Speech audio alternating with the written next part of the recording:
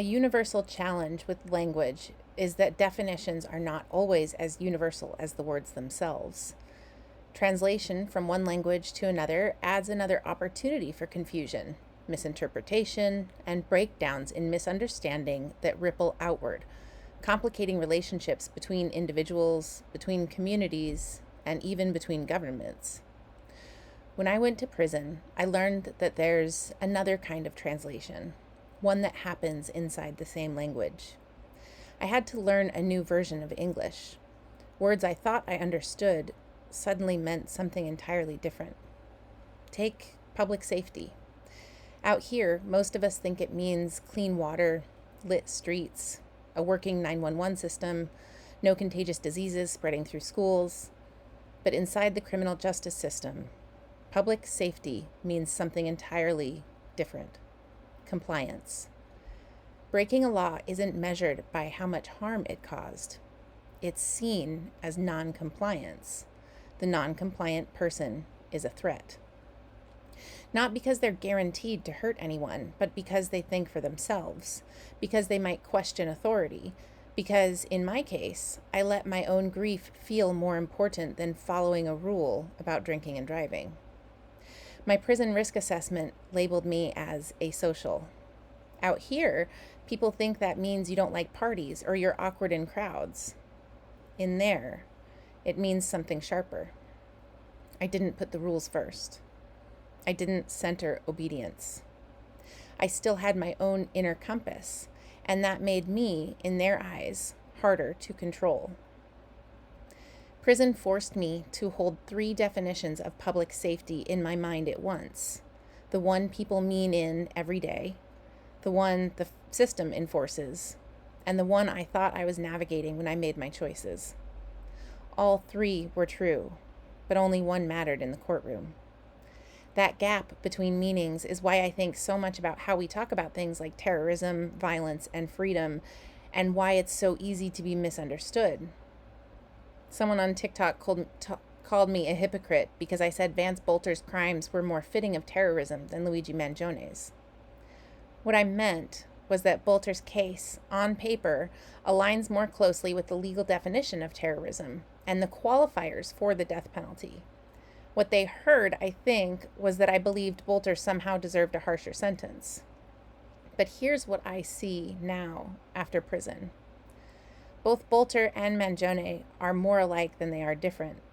Both men, like so many others, were told that they were the golden boys of the system.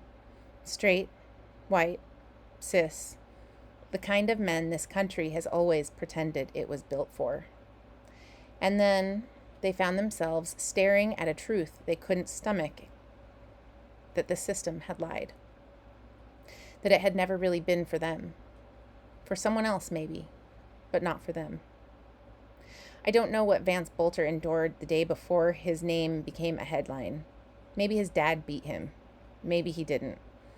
Maybe it was quieter. Humiliations stacked like bricks. Years of invisible weight pressing down until something in him snapped. What I do know is that pain like this twists into something else. It radicalizes. It convinces you that you alone can catalyze systemic-wide change.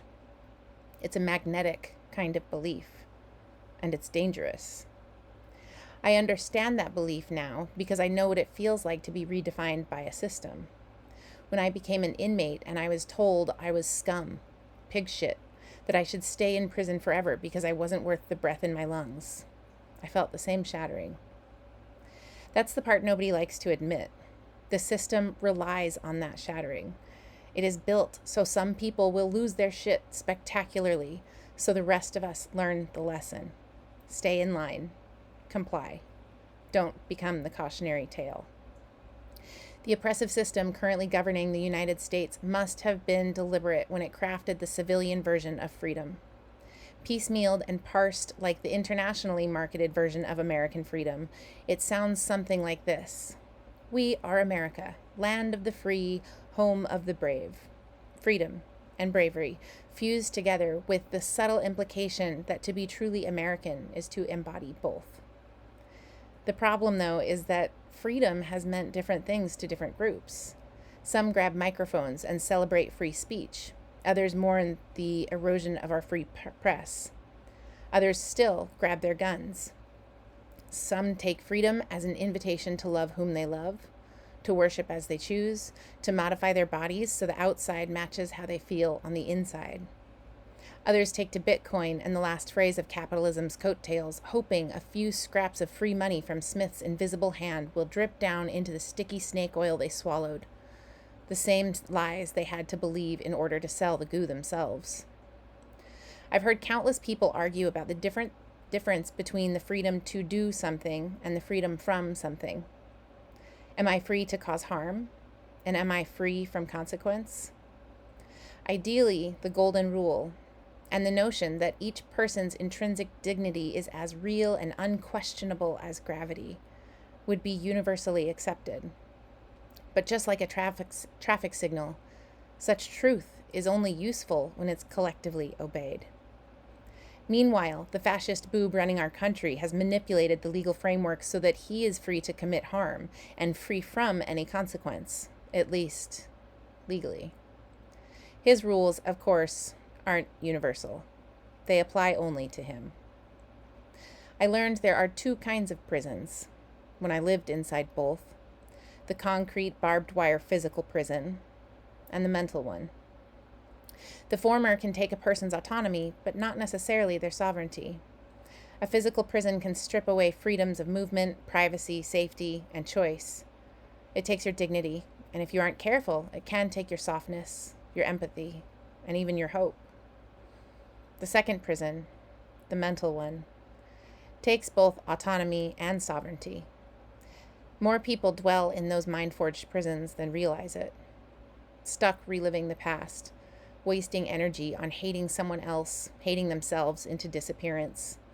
Both kinds of prisons can be fatal to the human soul. So when we talk about freedom, we should clarify: freedom from something, freedom to do something. Is it also moral? Is it also responsible? Because to simply have freedom, as a slogan engraved in red, white, and blue, is to live out of balance with reality. Unchecked freedom leads to chaos, and chaos has brought us here, to suffering, to oppression. With so many American interpretations of freedom, it's easy to see why we're freely fighting amongst ourselves, desperate to see whose version of freedom will win. We talk about freedom as if it were inevitable, as if it were the natural state of human life, like air or water or sunlight. We carve it into statues, recite it in pledges, claim it as our birthright. But I wonder if we have ever stopped long enough to ask whether we learned how to hold it. Freedom without responsibility is like water cupped in open hands. It slips through our fingers because we haven't learned to close them just enough. I keep thinking about what Viktor Frankl said, that the Statue of Liberty on the East Coast should be balanced by a statue of responsibility on the West. The first celebrates what we want. The second should remind us of what we must carry to keep it. Responsibility does not mean obedience. It does not mean shame. It does not mean tightening into something brittle and joyless. Responsibility at its core simply means being willing to hold something carefully. The first thing we have to do is learn how to hold ourselves. There was a time in my life when I didn't know what sovereignty meant. Not sovereignty in the language of nations and borders, but sovereignty of my own inner world. When my abuser did something cruel, I thought his cruelty gave me permission to come apart in return. I believed my emotions were bigger than me, that my rage could sweep me under, that my hurt could justify whatever I did next. What I didn't understand was that sovereignty isn't about denying those feelings. It's about listening to them, honoring them, and still choosing how to live them out. If we can't practice that kind of sovereignty within ourselves, how can we possibly practice it as a culture? How can we be trusted with freedom when we can't even hold our own impulses, when we can't even think beyond the next hour, the next craving, the next purchase? Responsibility feels like a heavy word. It has been used like a stick, something to scold people into silence or conformity. But what if responsibility could feel like liberation instead of punishment? I think of the ways I trick myself into responsibility, the games I play to drink enough water, the little rewards I dangle to keep my body healthy. I think of the quarter at the Aldi cart slot. Nobody has to police the parking lot because everyone knows the cart is coming back if the coin is waiting for those who return it. Maybe responsibility only feels oppressive when it's disconnected from meaning, when there's no feedback loop, no reason to care. It slips from our hands. And maybe it also slips away because we don't have roots deep enough to hold us here. I wonder about this a lot. I wonder if part of our problem as Americans is that so few of us have ties to this land in the way Indigenous people do, or the way that someone from Scotland or Greece might feel the weight of thousands of years pressing up against the soil from beneath their feet. For most of us, our lineage here only runs back a few hundred years. And before that, it points somewhere else entirely. The land is not fully ours, and we have never fully belonged to it. Our systems reflect that dislocation. They weren't born from this soil. They were imported. They were designed centuries ago to serve a colonial empire across the ocean, and we've been stretching and patching and contorting them ever since to fit a place and a people that were never meant to fit it. They are ill-fitting grafts, stitched to the wrong rootstock, and the seams are showing. What happens to responsibility when you don't feel like you belong? Do you treat it like the place you live, like your home, or more like a hotel room where someone else will clean up after you? Does freedom in that context just become permission to take? I don't think most of us are hungry for excess. Most of us would be content with sufficiency. Enough food, enough space to raise a family, or not. Enough space to create art, to grow a garden, to be alone, to be together. Enough time to rest, to celebrate, to take a vacation once in a while. But we were taught that freedom meant more than enough. Freedom became toddler impulse. I want it now, and I don't want to think about it later. Responsibility is the grown-up impulse. I can wait.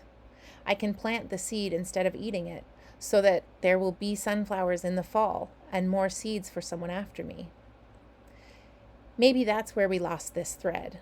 Not in some single historical moment, but in the millions of tiny choices each day, when we choose the easier thing because no one is asking us to do the harder one. We let the shopping cart roll away. We scroll instead of speaking up. We take the seed, just one, and tell ourselves it won't matter. Our systems are so fractured, so compartmentalized, that it's hard even to see that we are taking the last seed. What would responsibility look like if it felt like freedom, not restriction? What would sovereignty look like if we taught every child that their feelings were theirs to hold, not weapons to hurt? What would this country feel like if we believed, truly believed, that we belonged here, not in a way that steals or claims, but in a way that cares? Because maybe that's where it has to start, not with shame, not with blame, not even with history, but with a possibility of love. How can we fall in love with this place enough to belong to it? And how can we belong to it enough so we can fight for it?